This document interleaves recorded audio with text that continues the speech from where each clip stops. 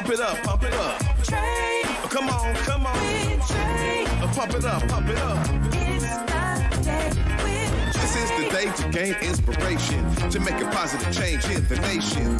We're inviting you to partake in conversation, to raise your vibration. It's the day that we will all celebrate all of our peace that make this thing elevate. Watch the negative fade away, cause it's the day with Trae.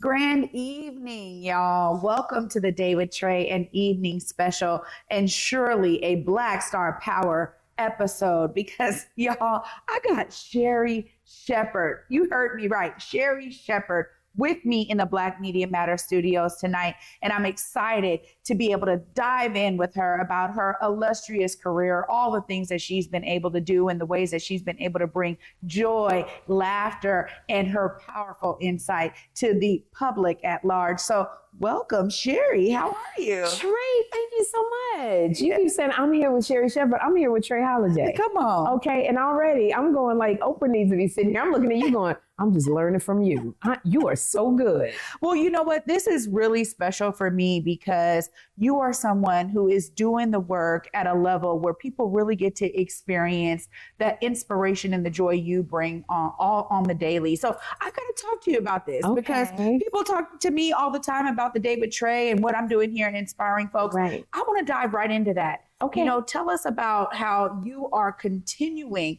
to inspire yourself to do what you do. You know what? Trae, every day I'm so grateful. I stay in this place of being grateful when I wake up in the morning of God blessing me with a 23, 24-year dream of having my own talk show. And every time I stand behind the doors, I pray for the audience that is out there, my live studio audience, and I pray for whoever's watching me on TV that God would touch them in a place and bless them to see a side of him that they don't get to see much. And that's the side of God that loves to laugh and a side of God that he likes a dirty joke every now and then because wouldn't put me in the chair if he didn't, you know, and that they will feel better than when they came. Yeah. And so, you know, I'm inspired every day because first of all, I know my show is God ordained and I know that it's touching people. I'm not a minister, but I think my ministry is through laughter. And I'm always asking God, work through me. Show me what I'm supposed to, because sometimes I'm standing back there behind those doors and I go, I don't have any jokes. I don't feel funny today. I don't know how to do this. And that's why I have to really rely on his strength. And I know it's God ordained because once the doors open, I twirl, I say one more prayer that I don't fall, that my knees don't knock, because I'm knock-kneed, that they don't knock together and I don't fall. But once I walk out that door, I don't think about anything else. Yeah. You know, to me, I think that's the power of living in purpose on purpose. And it's something that really has guided me because I always tell the story being young, seeing my mentor on stage, Felicia V. Loud, who's an amazing actress and songstress here and beyond.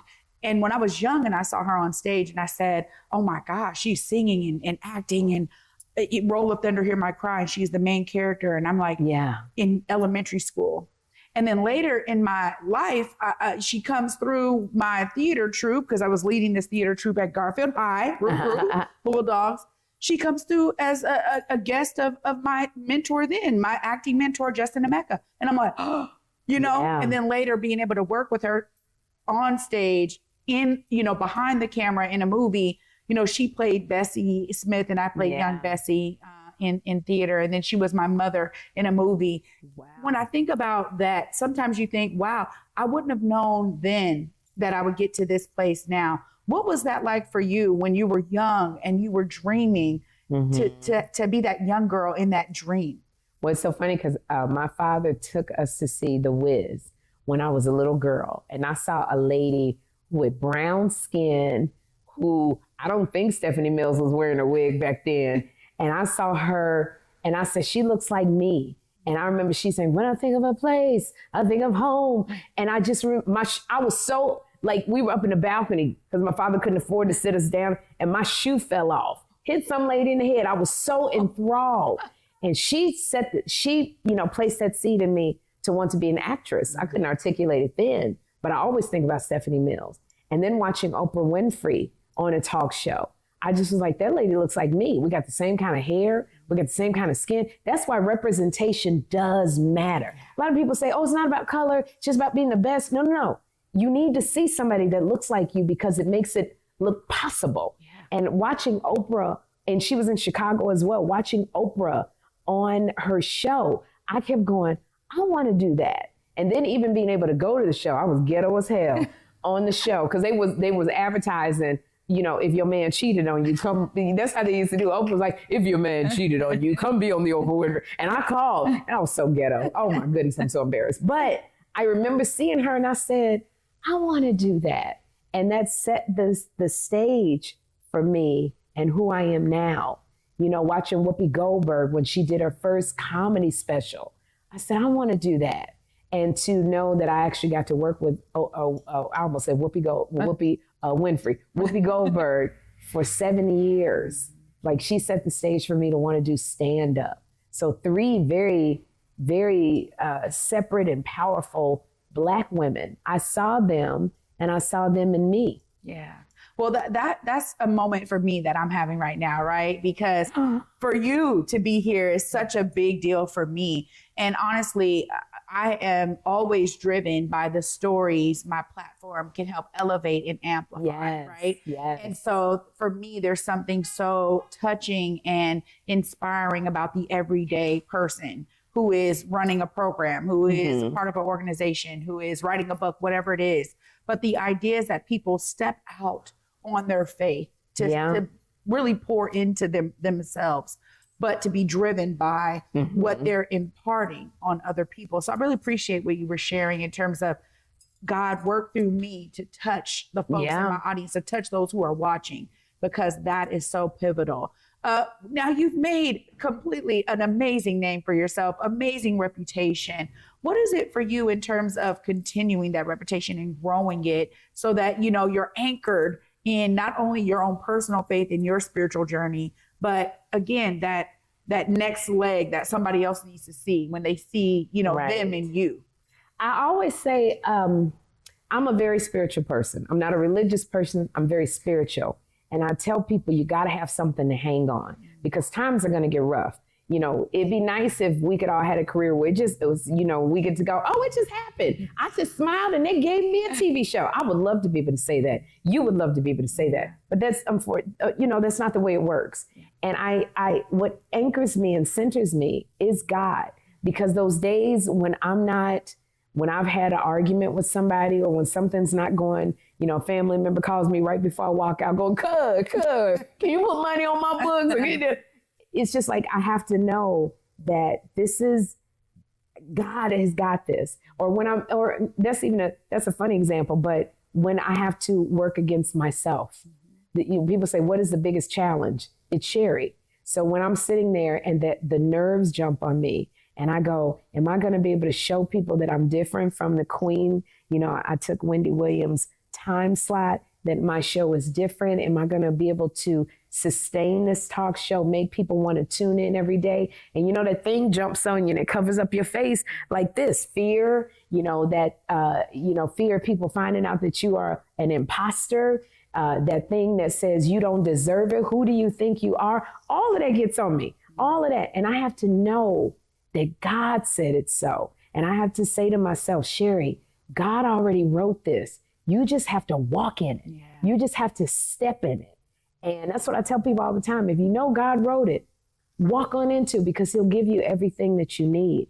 But a lot of people will say, you know, what do I do? Why is this not happening for me now? Mm-hmm.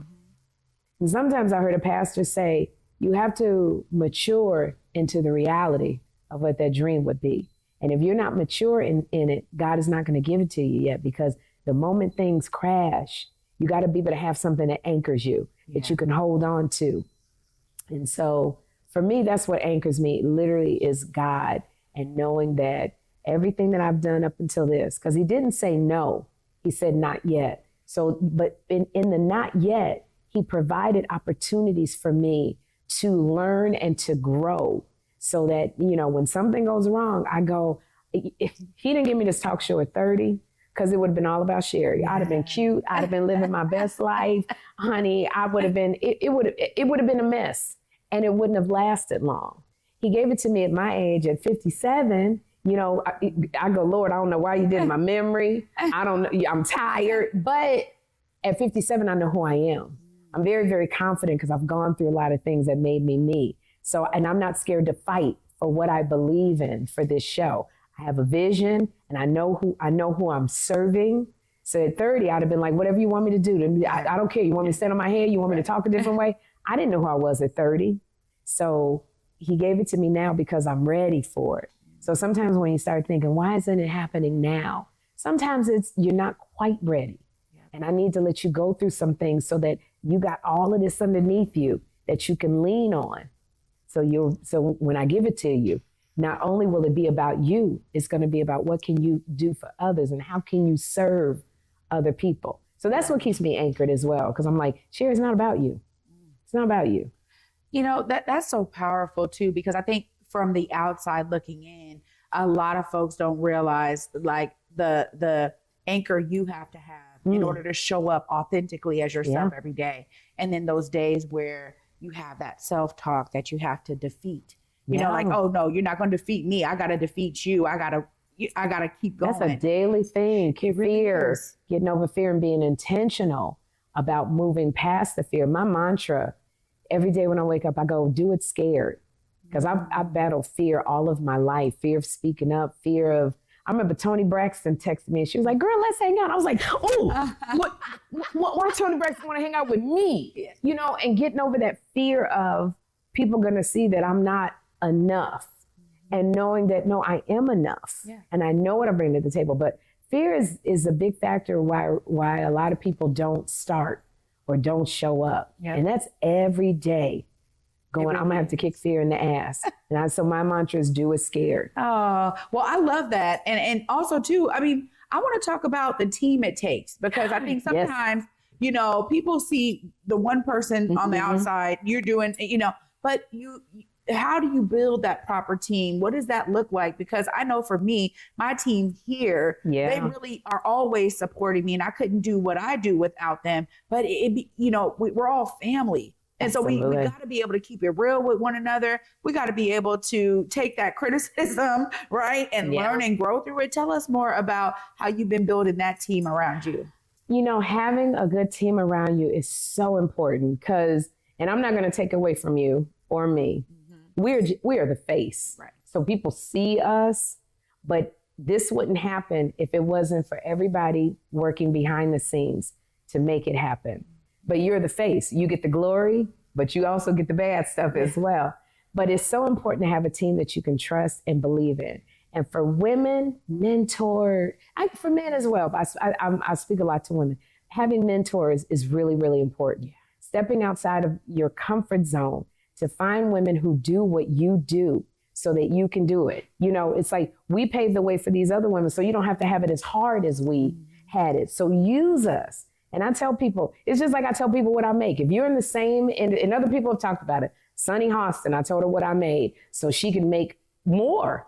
Lonnie Love, I told her what I made as a talk show host so she can make more. Cheryl Underwood, you doing the same thing. Like, I don't want people to walk in and be scared and not know how much they're supposed to make as a talk show host. Yeah. And so I tell people, now, again, I said, if you work at the grocery store, you ain't gonna know what I make. But mentorship is so important, because it helps ground you. It helps anchor you. You got somebody to talk to. If something goes wrong, I'm very thankful that Robin Roberts, I can text her. I can text Karen Johnson, Whoopi. I can text Oprah. I can text Gayle King. Kelly Ripa and I go to lunch, because I've sought out these women and said, look, I don't know what I'm doing in this thing. I need your help. And each one of these ladies gives me something. So that's part of my team of mentors. And they let me know when I'm going, like Oprah says to me, I'm kind of dreading this phone call with Oprah, because she's going to go, how are you going to elevate? That's the question she's going to, I already know, how are you going to elevate? Dang, I just did Beyonce 6 outfit changes.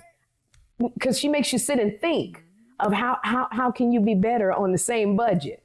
And that team is really important, because it helps me fly.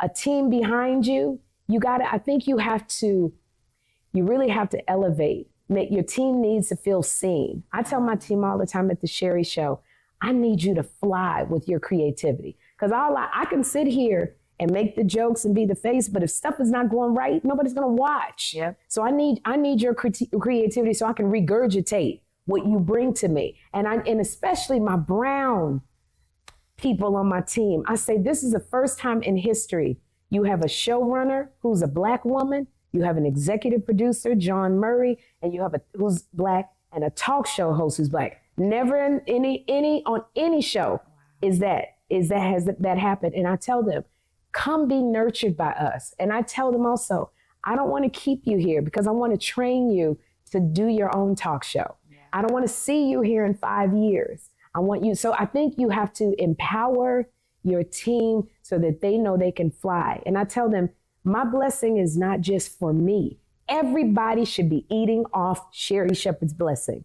And if you don't capitalize on this blessing, because I don't know when God is going to say this talk show is over. Right. And I tell my Graham team, I tell the interns, the producers, if you're not capitalizing on this blessing, shame on you. Because here's the opportunity. Go out and do makeup for other people. Tell them you're on the Sherri Shepherd show. If you're producing, go do independent productions. Go work and don't just come here. I want you to fly.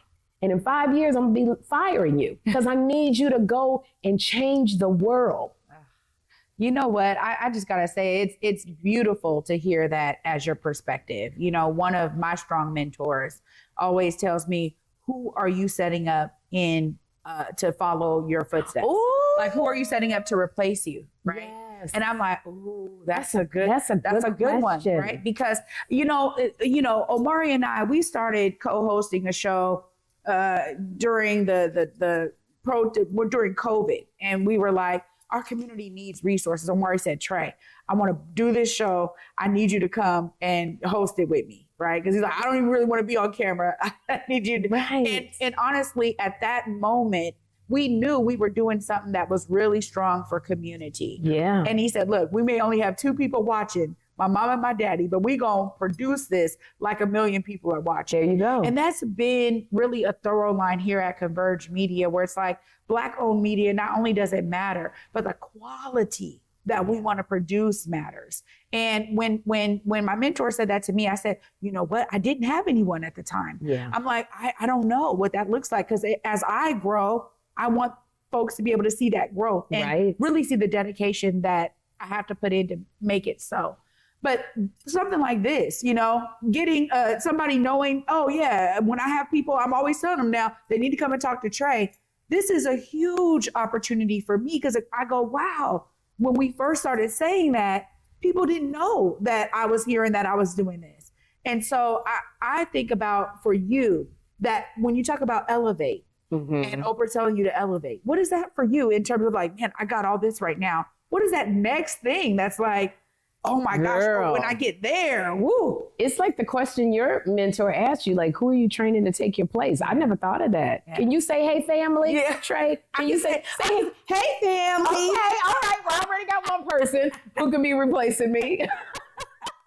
That's such a good question. And I think, like having somebody like Oprah ask me that, it really made me think about how can I make this show better? How can I be of service to people? For me, and I'm so thankful, part of my team is my best friend, John Murray. He's so brilliant. Norfolk University. And he loves everything TV. And he gave up everything to go on this journey with me. And we really sat down and he said, Sherri, what is it that you want to do? And one of the things that I always wanted to do was give flowers to people who couldn't normally get on a talk show. Kiki Shepherd, Showtime at the Apollo. When I tell you, I said, I want to give flowers to her because I used to watch Showtime at the Apollo, but she probably wouldn't be able to get on Jimmy Kimmel or something like that. But I said, but for the community, they remember Kiki Shepherd. And so when she came out, Trae, they gave her a standing ovation and she cried. And I just was so, and I just loved Smokey Robinson coming on the show and me getting to talk about, everything he did. And Frida Payne, she sang, all that I've done is a band of gold. And she came and she said, Sherri, I've never been able to get on a talk show. Wow. And she came on and got to tell stories of when Teddy Pendergrass was dating, she wanted to date a thug, so she dated Teddy Pendergrass, and they got stopped by the police, and he threw the cocaine in her shirt. I mean, it's like, you know, and I literally was like, oh my gosh. And, you know, being able to give Sally Jesse Raphael, who had a talk show, being able to sit across from her. And so that's something Dr. Bobby Jones, he just texted me the other day and he said, coming on your show. And it's so funny because sometimes people are not going to understand why you do certain things. And, you know, and I work for people who are not of the same persuasion, and they go, Dr. Bobby Jones, they don't even know who he is. But when I tell you, that's the largest crowd we've ever had for any guest was Dr. Bobby Jones, who broke all of the gospel artists that we see today, the Kirk Franklins, the Mary Marys. And when he sat there and told his stories, and I'm just sitting here like this, he texted me, he said, I'm still getting work. Like, people are calling me to host things, and thank you. We had Susan Taylor, the Essence, you know, and she got to, and she says, darling, people are calling from all over the world. And I was like, I did that for you.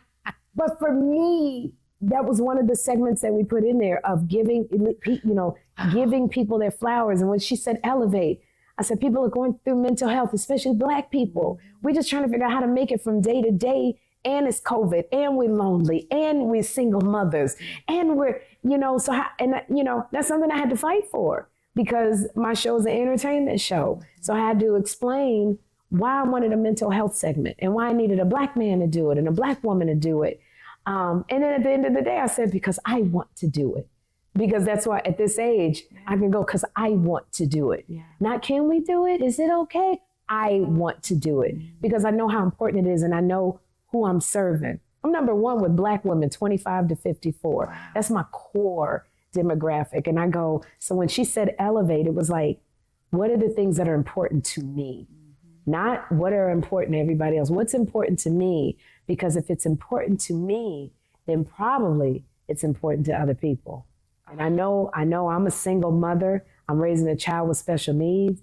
I'm raising he's a teenager who wants to have sex all the time. So I'm going to have some therapists on there to talk about your children and sex.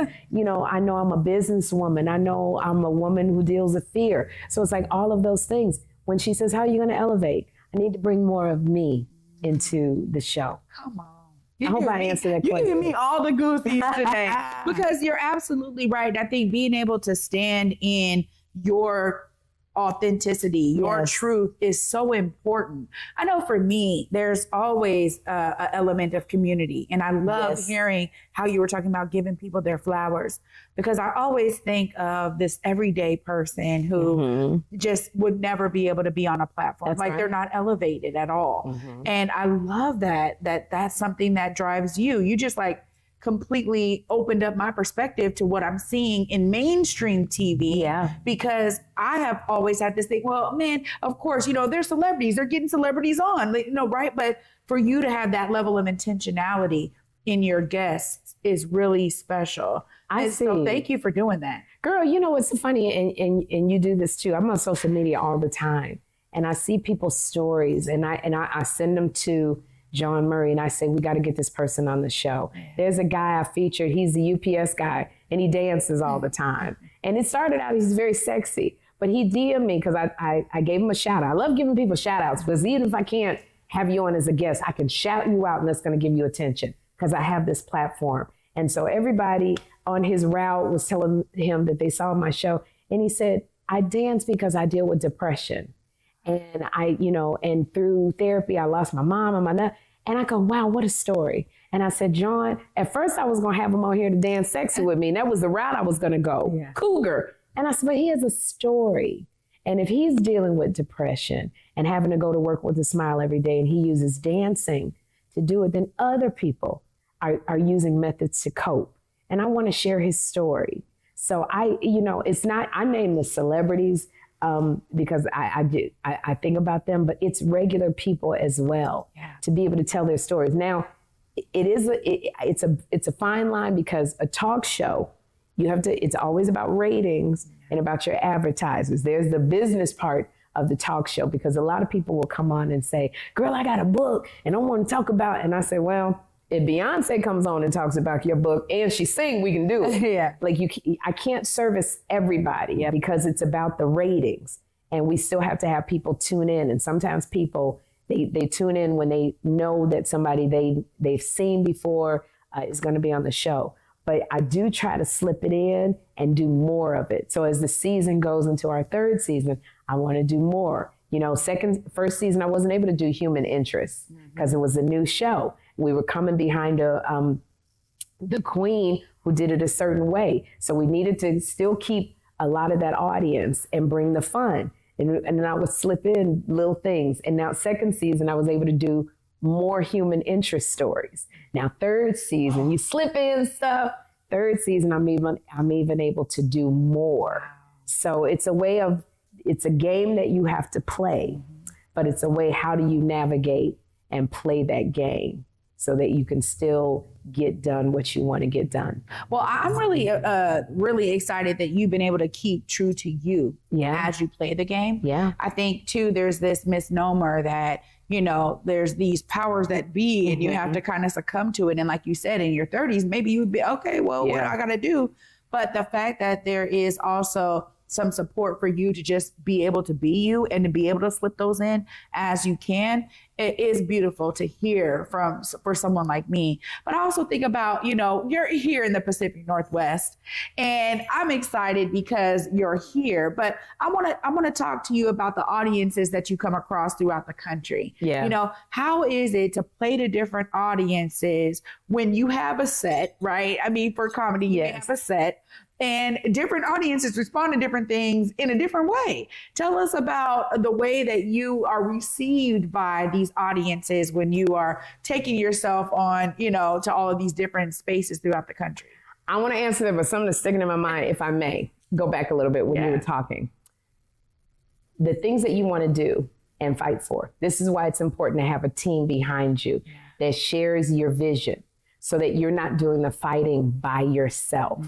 Because if you have people who don't share your vision, it's going to be chaos. And that's why it's so important when you're talking to people, you're trying to see how are you like-minded? Because when you do have to go to battle and fight, it's not always you fighting against everybody. Yeah. So I wanted to say that. So when I say I slip it in, it's John Murray fighting, and he takes a lot of the bullets for me. It's Fernita Wynn, who's our showrunner, executive producer, who, you know, they didn't want me to do Beyonce for Halloween because they said everybody gonna be doing Beyonce. And I said, not the way I'm gonna do Beyonce. Not the way. And then Fernita went back to the powers that be because we had to get money to all these outfit changes, and she fought for me. You know, John Murray fought for me when I said I need mental health. I gotta have people. So you have to have a team that gets it, that is willing to go toe to toe with everybody on your behalf.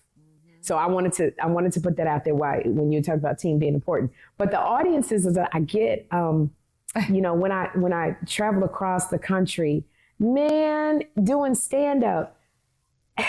I get people who come to comedy, they've never been to a comedy club before. It is so amazing. You know, I get women, because I like to challenge women my age to go out and take risks. Life is short. If you've ever wanted to do stand-up, that's why I started Funny Over 50 on my show. Like if there's ever been dreams that you put on the shelf with the fine china, because you had to take care of your kids, you had to take care of a spouse, you were going through a divorce, and you just put those dreams, or you thought that they were just dreams. Now is the time. If we didn't learn anything from being in the house for 2.5 years with COVID, now is the time. Go ahead and take it, try it. You got nothing to lose, but you don't want to go and be at the end and go, I wish I would have tried it. So many people come to my show and they're just like, I just came because I never came to a club before and I wanted to see you. And, you know, I had some older people in Baltimore. I had 5 sold out shows.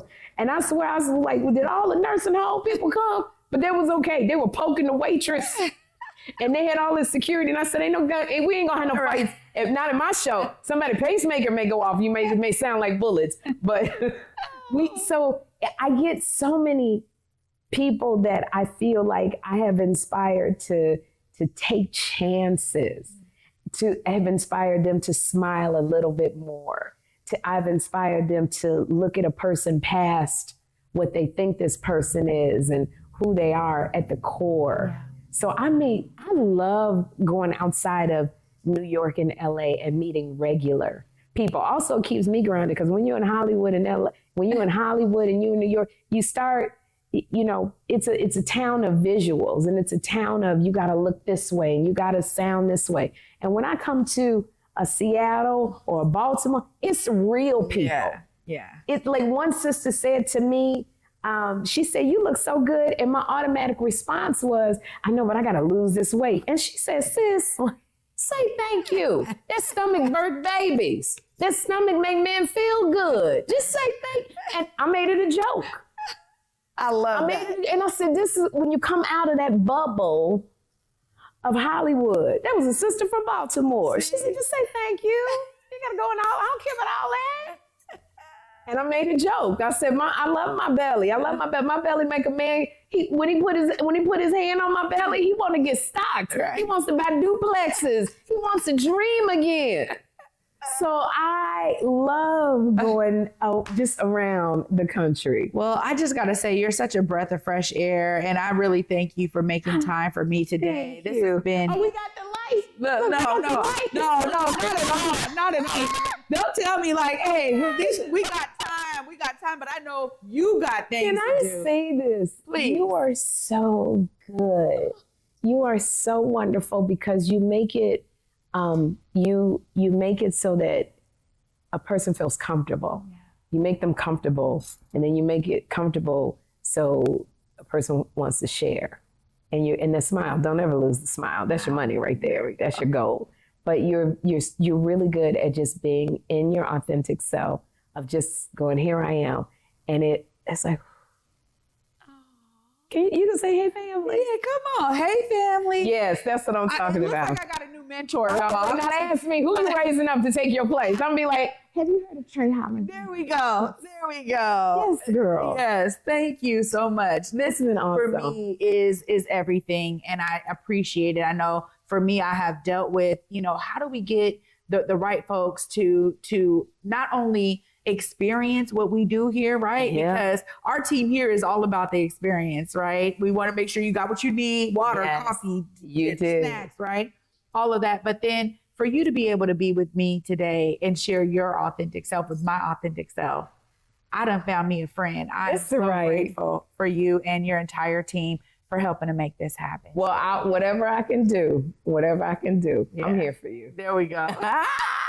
Y'all, this has been such a phenomenal The Day with Trae and evening special, of course, with Miss Sherri Shepherd. So glad that we were able to just sit here, chop it up, and show you her authentic self. I'm telling y'all, not only let me tell you something. On my show, I got a teleprompter, and I'll be saying all of this on the teleprompter. The words come up in the teleprompter, and y'all sit there going, Sherri's so smart. She's so, how she know all that? This girl has no teleprompter. There's not a card. Y'all don't understand how hard this is. There's no questions. All my questions on teleprompter. When that teleprompter go off, I'm like, oh, somebody better put them words on the damn screen. You are really good. Wait till I tell Oprah how my elevator. I'm be like, I don't even need a teleprompter. I'm going to do this off the top of my head. We may get canceled because I don't know what's going to come out my mouth, but I'm not using nothing. I'm doing the Trae Holiday method. You need to TM that, trademark the Trae Holiday method. Wait a minute, y'all. She got me all the way to career. I'm like, where's that prompter? No words coming up, nothing. Right. No cards, nothing. Y'all heard it from Sherri Shepherd herself. The Trae Holiday method. Ask somebody. If you don't know, ask your mama. There we go. I am beyond grateful. Oh my gosh, y'all. This has been fantastic. Please make sure you tune in to Sherri, her very own talk show, as she is doing the work to make sure that folks who have inspiring stories are inspiring you. Thanks so much for watching. Continue to build us up here in the Pacific Northwest, because you know Trae Holiday is here for all of the inspiration. I appreciate y'all for watching, and thank you again. Thank you, girl. Thank you. Till next time, y'all. Peace.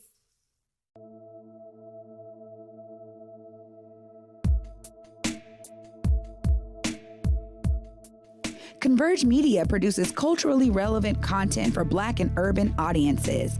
Our coverage is raw, transparent, and objective, praised by community leaders, government officials, and residents.